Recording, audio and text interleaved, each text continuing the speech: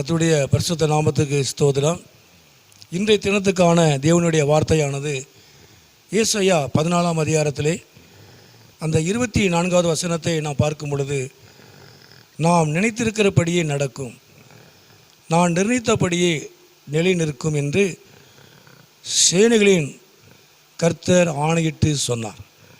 அதாவது தேவன் சொல்லுகிற காரியம் என்ன அப்படின்னா, நான் நினைத்திருக்கிறபடியே நடக்கும், தேவன் நினைக்கிறபடியே நடக்கும்.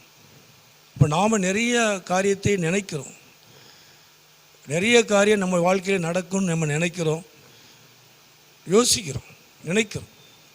ஆனால் அது நடக்கலை அப்படின்னா நாம் வருத்தப்படுறோம், வேதனைப்படுறோம். ஆனால் தேவன் சொல்லுகிற காரியம் என்ன அப்படின்னா, நான் நினைத்திருக்கிறபடியே நடக்கும், நான் நிர்ணயித்தபடியே நிலை நிற்கும். அப்போ கர்த்தர் உங்களை குறித்து என்ன நினைக்கிறாரோ அதை செய்வார்.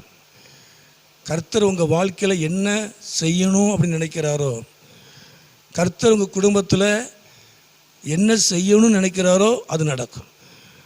அவர் நிர்ணயித்தபடியே நிலை நிற்கும். அவர் உங்களுக்கு எதை செய்யணும் அப்படின்னு தீர்மானிக்கிறார், அவர் தீர்மானிக்கிறது நிலை நிற்கும். உங்கள் வாழ்க்கையில் அவர் நினைக்கிறது நடக்கும், அவர் தீர்மானம் பண்ணுறது உங்கள் வாழ்க்கையில் அது நிலைத்து நிற்கும் என்று சேனைகளின் கர்த்தர் சொல்கிறார். அப்போது கர்த்தர் நம்ம நினைத்திருக்கிறார், அவர் நம்மை ஆசீர்வதிப்பார். சங்கீதத்தில் வாசிக்கிறோம், அவர் இஸ்ரவேல் ஜனங்களை நினைத்தார், நினைத்தபடினால அவங்களுடைய பெருமூச்சை அவர் கேட்டார், அவர்களை விடுவித்தார். அப்போ அன்னாலே கர்த்தர் நினைத்தார். அப்போ கர்த்தர் நினைக்கிறது நம்முடைய வாழ்க்கையிலே ஒரு காரியத்தை செய்ய போகிறார். அப்போ நாம் நினைக்கிறோம், ஆனால் அதே நேரத்தில் அவர் நம்மை குறித்து உங்களை குறித்து என்ன நினைக்கிறாரோ, எதை செய்யணும்னு நினைக்கிறாரோ அதை செய்வார். நான் நினைத்திருக்கிறபடியே நடக்கும்.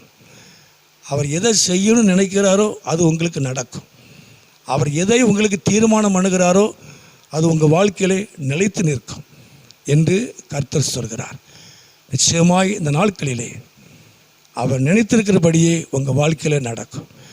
தேவனுடைய நினைவு, தேவனுடைய காரியங்கள் எல்லாமே உன்னதமானது, உயர்வானது, மேன்மையானது. அவருடைய நினைவு நம்முடைய நினைவு அல்ல. ஆனால் கர்த்தருடைய நினைவு உன்னதமானது, உயரமானது, மகிமையானது. நிச்சயமாய் கர்த்தர் உங்களுடைய வாழ்க்கையில் என்ன செய்யணும்னு நினைக்கிறாரோ அது நிச்சயமாய் செய்வார். அவர் தீர்மானித்திருக்கிறதை நிலை நிறுத்துவார். உங்கள் வாழ்க்கையை ஆசீர்வதித்து, உங்கள் குடும்பத்தை ஆசீர்வதித்து அவர் நாமத்தை மகிமைப்படுத்துவார். ஜெபமனோமா. எங்கள் அதிகமாக நேசிக்கிற நல்ல பிதாவே, அருமையான ஆண்டவரே, இந்த நேரத்துக்காக ஸ்தோத்திரம். இந்த சத்தத்தை கேட்டுக்கொண்டிருக்கிற ஒவ்வொரு பிள்ளைகளையும் குடும்பங்களையும் ஆண்டவர் ஆசீர்வதித்து இப்படி நாமத்தை மகிமைப்படுத்தும், மகிமையான காரியங்களை செய்யும். இயேசுவின் நாமத்தில் ஜெபிக்கிறோம் நல்ல பிதாவே. ஆமேன், ஆமேன்.